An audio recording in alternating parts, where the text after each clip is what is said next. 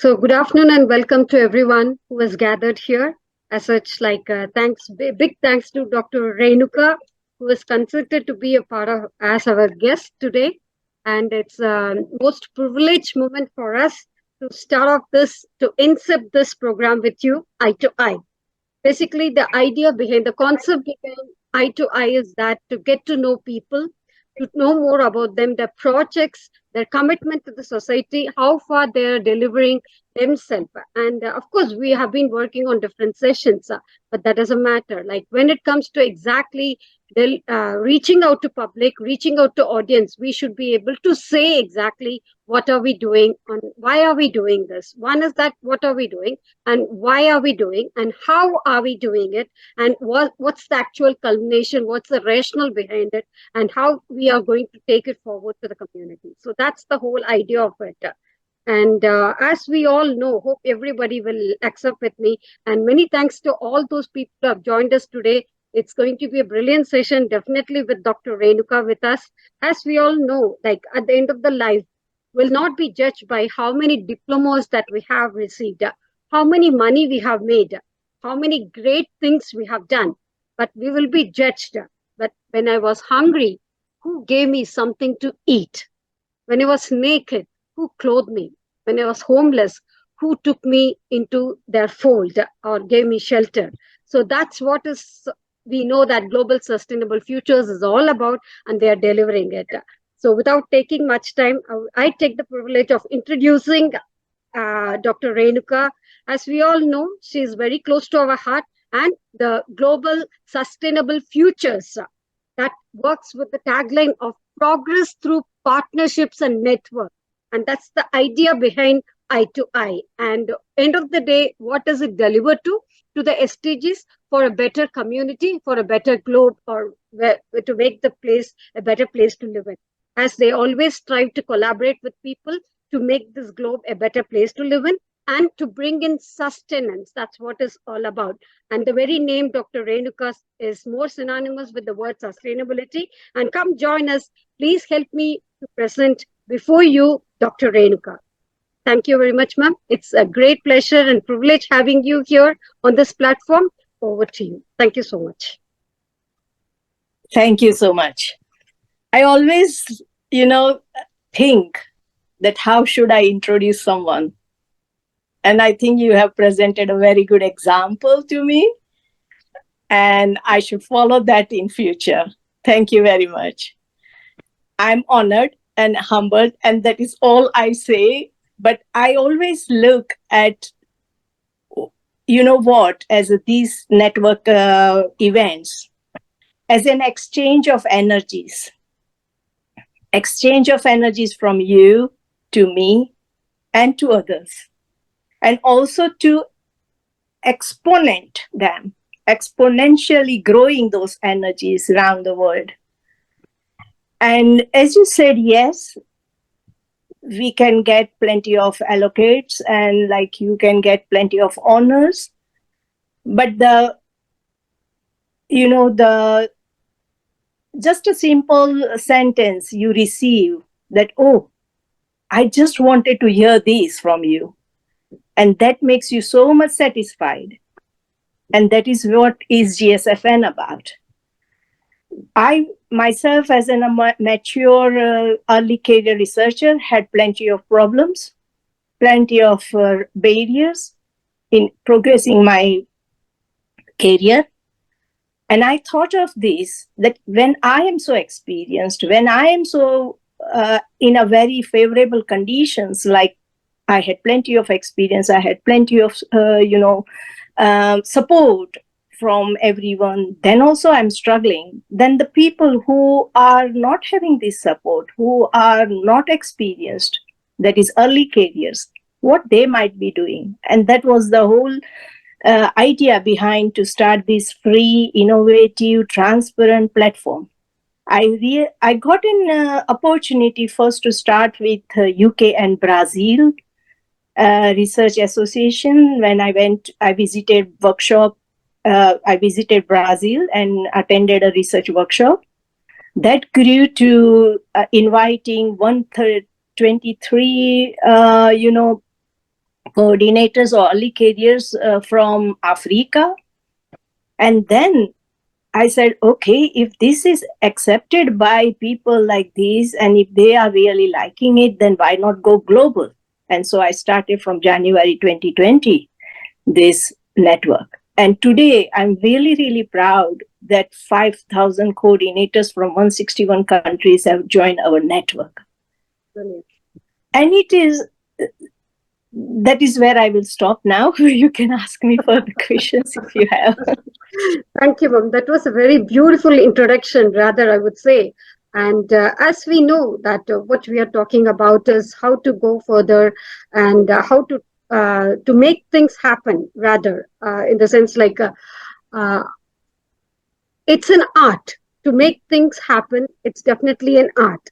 And because you have to be sustainable, sustainability is the first requirement in that place. And to make people understand the realities of exactly what the situation is and then taking it forward. So that you have told us very clearly and very crystal clear in a very precise format exactly how you have managed those situations. Really commendable indeed. Well, I'm very curious to know about the first thing, as I'm an educationist, and most of the people will agree with me. They're also from the education background. GSFN support to education sector. Exactly, I'm very keen on knowing more about that from you. Thank you. You know, the education sector, the traditional education sector has failed to give us what we needed. And that's why I think today we are in such a chaos and such an uncertainty, certain times in our, real world. People are baffled. People don't know where to go, how to go, and what to do. And we are having plenty of problems within the inequalities. And I say this inequality in a broader sense, that is inequality in opportunities, inequality in environmental resources, inequality in social securities, inequality in even having a basic needs of our life. And so I believe that this traditional system of education are not fit for purpose now. And therefore, we need to change them. We need to have introduce them through the education, the future skills, and all future managers should have that understanding and skills, which they would be able to take informed decision for the betterment of our society and probably co-create sustainable futures. And that is where I think education has a very significant role to play, has to rise above their bars at the moment. They should introduce innovation, entrepreneurship, creativeness, inclusivity, and all that is required for the future. Our future, like global future. And they should be leading on sustainability leadership and stewardship. And this is not only required by just teachers or professors, but it is required by every stakeholders in the education system. Thank you. Very true, ma'am. Very, very true. As we all know, and I think everybody will accept that education is the passport to the future, only for those for tomorrow, those who prepare for it today. That's what it means. So you have told it very clearly that we should make the preparation today to move forward or to achieve in our dreams or in our projects. True, very true. Along with me, I have one more partner, Miss Sandhya Balaji. Good afternoon, Miss Sandhya. Good afternoon. Yes, Miss Sandhya. And that was a remarkable and inspirational beginning from both of you. Thank you. So Miss Sandhya also is joining me on the show, and she has got few questions for Dr. Renuka. Please go ahead, Miss Sandhya. Thank you so much. Okay. Yes, thank you, Dr. Renuka.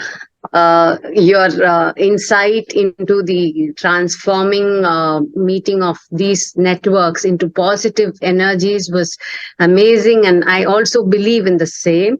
When we talk about positivity, and when we talk about networking, it also means collaborations in many sides, like meeting of people, maybe meeting of organizations is called as collaboration. So to begin, I would first like to know if you could provide us some examples of how collaborations with GSFN have positively impacted communities and the environment.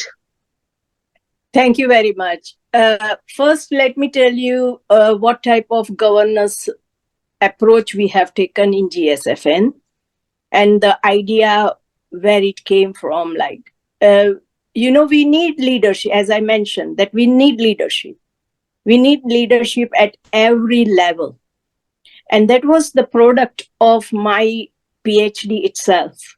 Like as my PhD, I studied my PhD in sustainability in English housing. However, that was a case study to understand that how we can increase energy efficiency and sustainability in the context of all these stakeholders, multiple stakeholders, and multiple, complementaries in which any system works.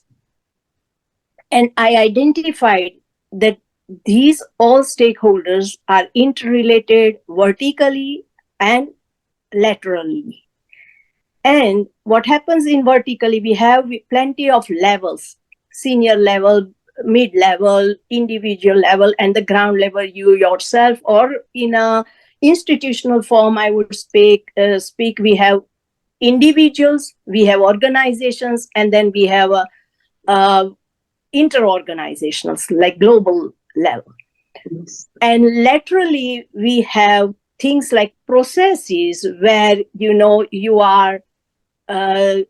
are influenced by your values, behaviors, beliefs, societal, your construction, and so on. And those internal understanding or external understanding or external pressures make you do some actions. And these actions reflect into performance. And collectively, of the performance of individuals, organization, and those collectively impact on your multidimensional sustainability. So some of the impacts might be on environment, some of the impacts might be in society, and some of the impact might be on economic level, and so on, technological level and digital level, and so on. So that will allow you to achieve some multidimensional sustainability that is what desired by everyone today. So having that concept in mind, I have tried to put some governance structure in our GSFN, which is called interdependence leadership governance. And what I mean by that, each individual is a leader of themselves. They have expertise, they work in their area, and they establish leadership, they execute leadership. But collectively, when we come together, we are all collaborating to that. And you can imagine that how this whole network of leadership grows or collectively performs, then what a rich and, highly influenced leadership can emerge out of this. And that's why we have this idea behind a network, that you work on your independence, but you collectively, communitively contribute to the overall sustainability of worldly lifestyle. And we have started giving out badges for that, just as a type of, recognition to everyone. And we have 6 elements in that. We have one SDG number. We have one of the domains, which is research, education, community, and enterprise. Then we have level, which could be from global, university level or country level or sector level and industry level and whatever. And then you have 3 specific names of your activities. For example, like for myself, I would say education, leadership, and maybe networking, something like that. So then these 6 elements make you a unique person in your activities, and you execute them. And this allows you to recognize your own self as a leader. And that is what we have established. Having said that of governance rule, what I have found that this type of activity was highly accepted by people, and they get more excited to do that job. Now, coming to our impact on environment and society, I think I cannot say that only network is doing the impact, but that each individual is having a very good impact, like positive impact on environment and society. Talking of our organization, we can say we are always doing everything online. Now, having online, of course, as a carbon literate person, I understand that it is not without any carbon emissions, but still it decreases a lot of carbon emissions compared to the mobility that is allowed through travel rather than online. Today, in these 2.5 years, we have been to attending like in a different groups and different ways, and we have been presenting ourselves as a GSFN in worldwide, but we have not traveled anywhere. Not a single person has traveled for GSFN activity. They might have traveled for their own activities, that is different case. But no one has traveled from one place to another for GSFN activity. And that is what I think we have achieved. So and now let me talk about individually. Each individual here is, of course, highly motivated or enthusiastic about sustainable practices. They do that, and they do it responsibly, because I get those type of questions that should I travel for this thing, or should I print a label for your like GSFN to put on my t-shirt or put on my I said, no, we don't want that. We just want some, this type of like whenever you are doing virtual exhibition of yourself, then put a logo, talk about it, and so on. And that is fine. And therefore, I think we, as individually also, we try to spread this type of sustainable practices. And if you take example of GSFN Friday Idea Exchange, and if you go through all the videos, you will find that plenty of people have expressed wonderful, wonderful idea. And here, I would like to acknowledge my friend here, Spiro Huxley, who has very recently got a Visionary Leadership Award. And we have such leaders in our GSFN, and I'm so proud of that. I'll stop here. And therefore, I think just to conclude, that societal impact is also very high.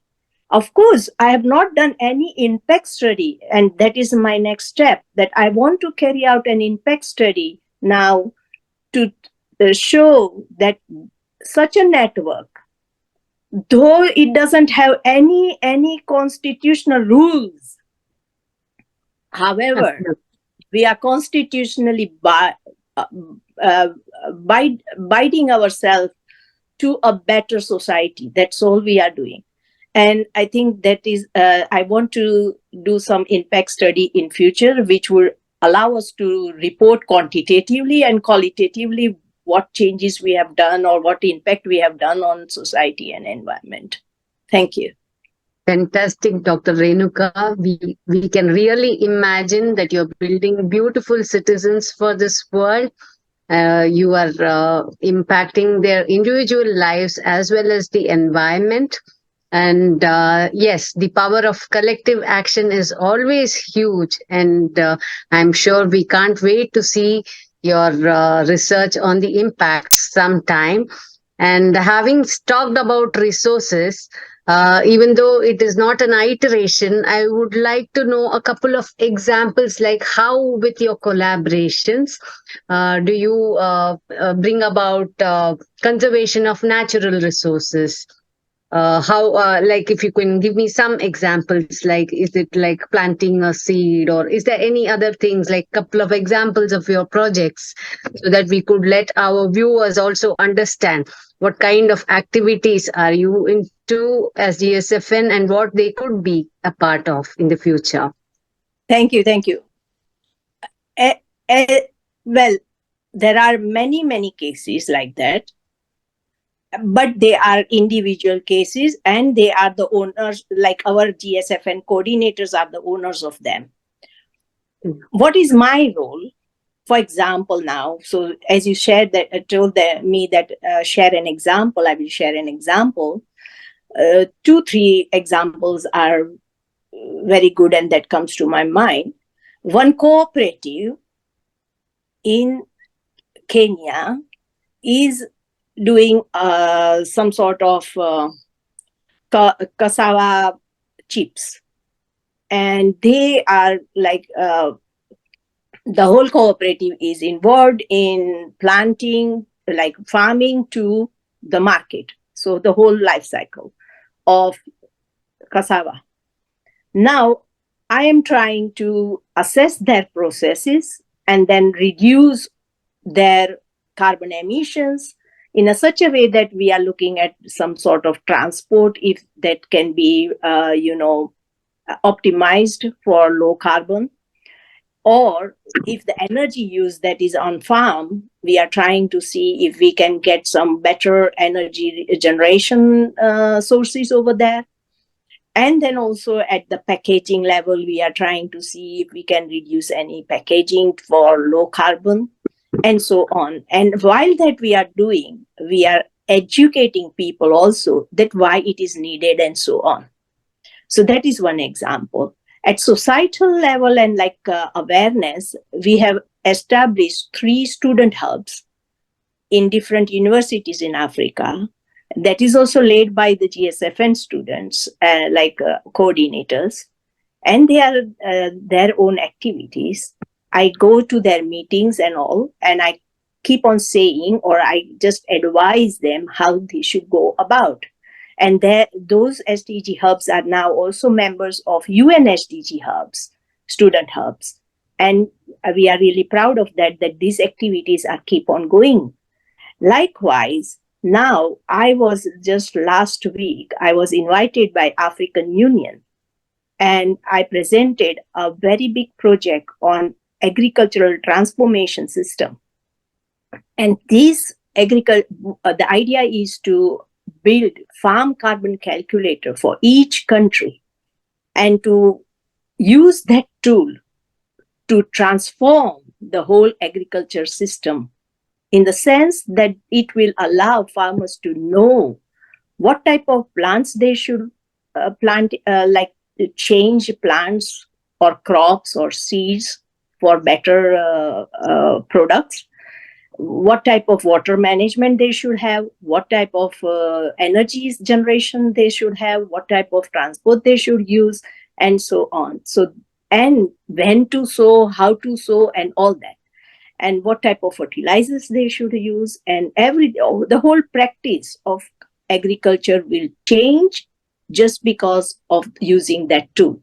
And that is what I think we are making this type of collaboration. And with that, in that project, actually, we will be not recruiting, but collaborating with plenty of farmers. Like just now we are in a pilot project, we are estimating that 2.5 million farmers will join us. And then about 500 organizations will join us, who are, commodity exchange and farmer associations and so on. And it is going to be a wide reach program. So first we are going to focus on 3 countries, and then we will next phase will focus on 10 countries, and then the third phase will focus on all countries. And that is how we want to move forward. It is really inspiring. Due apologies to Ma'am Sandhya. Sorry about it. Dr. Renuka, I'm so inspired by your African project. Well, I want to know, a country like India is in the most required stage or status of exactly when we talk about farmers. The same project that we are doing in Africa, do you have plans of duplicating it in India as well? Yes. Precisely, I was about to think of asking the same thing, Dr. Vidya. Thank you. Yes. And I would say yes. I have been approached by a very big agricultural network, which already has 22,000 people in it. And so it would commence sometime. We are in negotiation, just to understand, I don't do any negotiation. Sorry, not any sort of financial negotiation or governance negotiation. I don't believe in negotiation. I only believe in starting something. So it is just like discussion point where, and there's no more discussion. They are just waiting for me to say, yes, we want to start. I would say they are so enthusiastic. I am just lucky. I'm lucky with people, or I'm fortunate for people who are approaching me, that they are so enthusiastic that they only want yes from me. And I think we will hope by the end of this December, we can get something going. But I'm a bit conscious that I should have a plan. I should have some sort of strategy behind me so that I can advise, or I can lead properly, or I can just delegate any work that should work on properly. So that's the only barrier on my side, probably. Okay, it was really inspirational, Dr. Renuka. I have one more question to ask you. And that is, like, we talk about synergies and collaboration, we have talked, and now we have to link it with the global aid initiatives. And what do you think GSFN will have to contribute on those lines for a resilient and equitable future for communities worldwide? Thank you very much. First of all, I was a bit confused. I'm a bit confused with global aid initiative.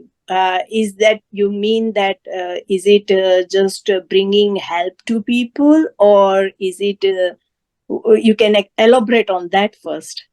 Yeah, 2 ways I would say. One, with bringing in the projects globally, and second thing, bringing help to people as well. What more can we look forward to for a sustainable world from GSFN? Okay. Of course, I would say about that. In relation to financial aid, just to make clear, and why I am having all this free, and why it is also taking a lot of time for us to execute something. I don't believe that financial aid can bring any progress to anyone, in the sense of sustainable progress to anyone. I have seen that plenty of money have been spent into economic development, and again, just a societal development. And when the project finishes, it is vanished. There is no much going on after the project. And sometimes it is going on, but it does not have a lot of impact as such as, changing the behavior and thinking differently for the people. And therefore, I believe that we must help people to enhance their skills, empower them, support. We must create a support system that can keep on helping them. For example, like women empowerment or student empowerment or anyone, I would say we have to create a support system that can help them keep going. And we want that. I'm not in a favor of taking donation and doing something, or not in favor of, okay, give one to another and then it is finished.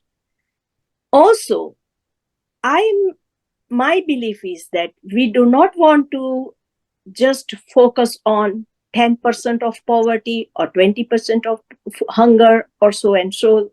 Those goals are okay. They will be achieved anyway. But I want to focus on like 50% of people who are lower than these another 50% who are higher. And I want to raise that bar of all 50% and make them equal. And then only that is possible to have a better, sustainable, and secure world in future. And therefore, this is the collective action we want. And it has to happen everywhere, every time, every place, like just grow, grow, and grow. And that is what I feel. And now going to the global aid or global problems, there is a a divide between North and South. And therefore, I have already focused on global South. There is a divide of developing and developed. But again, no country has been satisfied with their development. I mean, some has economic development, but there are still problems like social inequality, environmental inequality, and so on.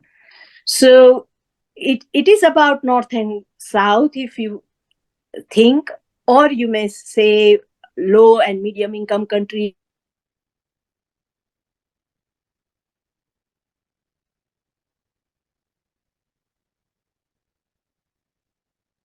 You're muted. You're muted. And then only innovation can happen. You can help each other. We don't have to overlap the resource use at all now. We are without resources now. So we should just make use of whatever the resources we already have. Carbon, embodied carbon is already there so much, and we have to make use of that carbon. And that is the idea, I think, global aid or that understanding needs to be in everyone's mind. We have to share our resources. We have to share our expertise. We have to share our, assets. And everything should be shared among ourselves. And then only we can grow in partnership, like progress through partnership. That's the tagline which I'm emphasizing here. Fantastic, Dr. Renuka. I understand that we should share all our resources, and your beautiful idea of knowledge sharing and empowering each other is also commendable for a more prosperous and green world as well. Now I pass the baton to my partner there, Dr. Srividhya. Would you have more questions for Dr. Renuka? Not much, just one question towards the last, but I would like to really say what I have understood from Dr. Renuka is that do your little bit of good wherever you are, doesn't matter. And it is those little bits of good that put together that overwhelm the world. And he who profits more is the one who does the service to the humanity. And the service that is rendered without joy helps neither the servant nor the served. So, but all the other pleasures and possessions pale into nothingness before the service is rendered with the spirit of joy. Commendable indeed. You're truly an inspiration, Dr. Renuka. Really, thank you so much. Last but not the least, I'm picking up from exactly what you have been discussing so far.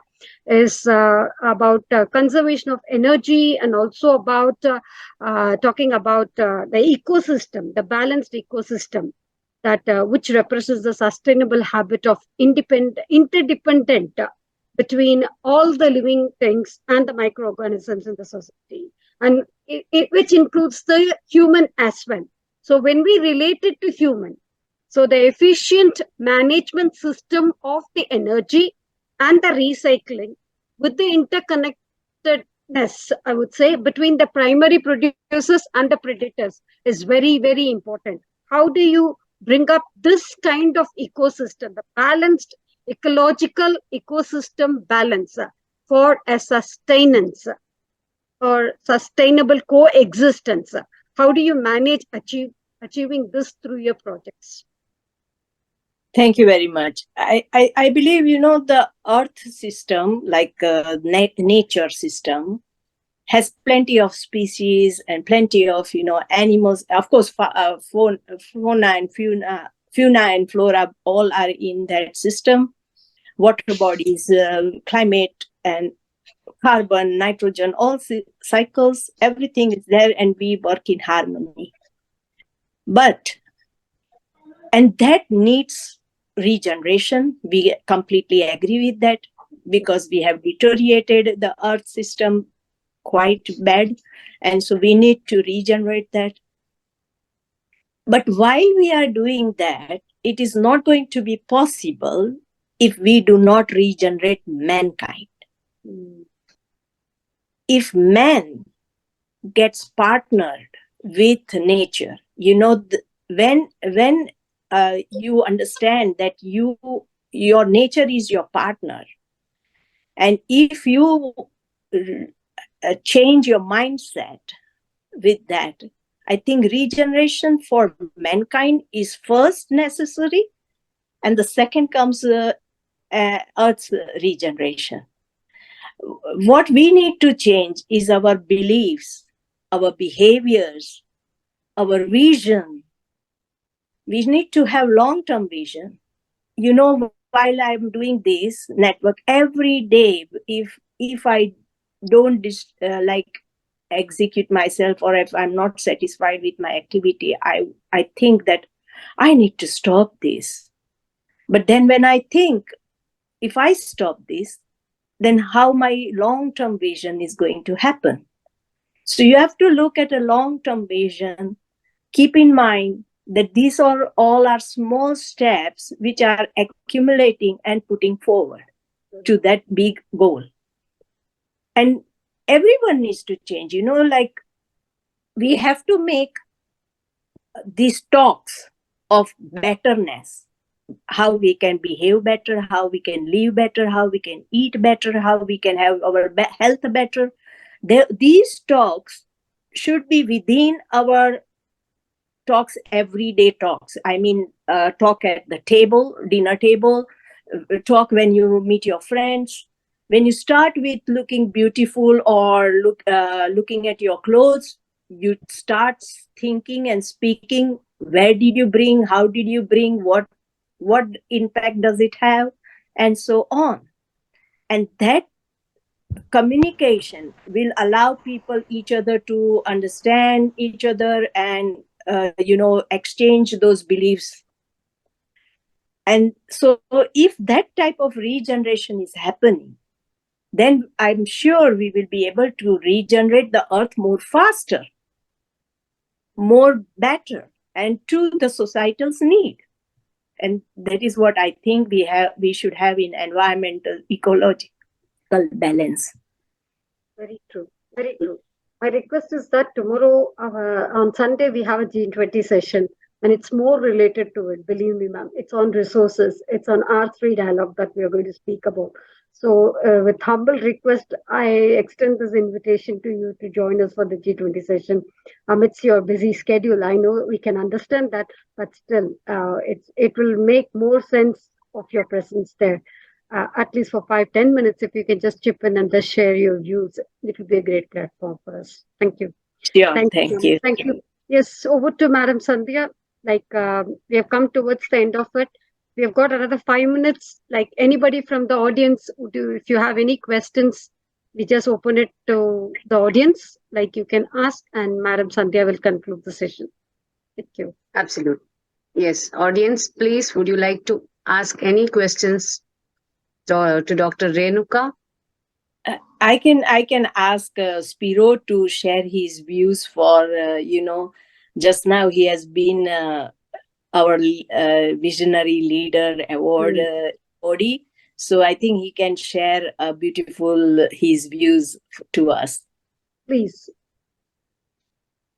Absolutely, please. We welcome Thank you, Mr. Dr. Spiro on Renuka. the Thank floor. you. Thank you. Thank A you, warm Dr. welcome Renuka. to you, sir. Thank you.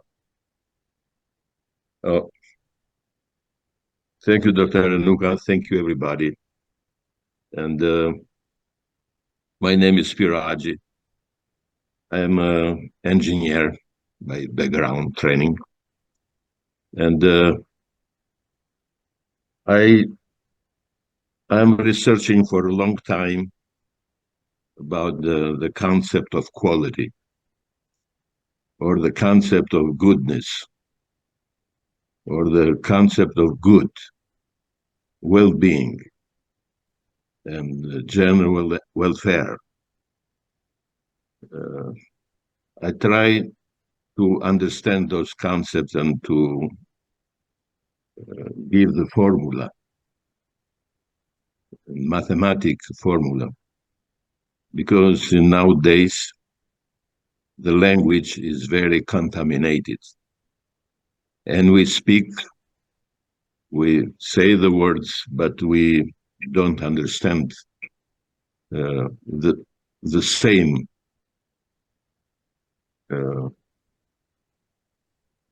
thing. So I define that something very important and which is the concept of quality, is misinterpreted in the language in the higher education. And actually in the higher education is misleading the people. What we think as individual, what we know as individual in our brain, it's not the same like we teach at the school, at the university.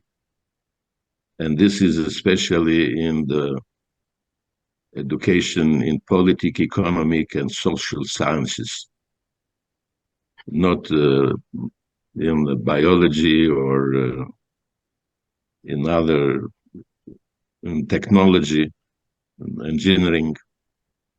But in social and political sciences, we have in economic sciences, we have a big problem. We are confusing the law that leads us as individuals in life, which is we are looking for better, with the law that we are teaching in economy. We are teaching for profit in the business. But as individuals, we are led by the concept of better, the concept of quality, the concept of goodness, not with the concept of profit. And this is a big, big problem, that we are misled as a society and we are heading in the wrong direction. And that's why we have so many problems. So in the conference that I had in July in Las Vegas, I talked about those 3 laws that leads us as individuals in life, and we have to implement those laws in business. And it is hard to explain and to, in a short time, this theory, but in practice is practically is this, that we have to use promote the general welfare law, welfare law in the business, in education. What does it mean to promote the general welfare? Promote the general welfare means to have a better life, to have a healthier life, not to have life, not to have a rich life, to be rich in life, but to have health. And to have health in life, we have to measure the health of the business. But right now we measure just the wealth of the business, and the measure is just money. We have to have a different metric, which is the metric of love. How we can measure love, how much love we generate in our actions, how much love we generate in our business as a community. And I have the formula how to calculate that mathematically. And lately I'm working with a company to build a program, computer and software, how to calculate the love of the business, how much for the health of the business, based in the data that we have from the business. We can calculate how much better is the business based in the love and in the health, not based in the wealth and in the profit. So this is it's a big change. It's going to be a big change as soon as we are going to finish this program, computer program, with one company which is here in the United States, in Boston.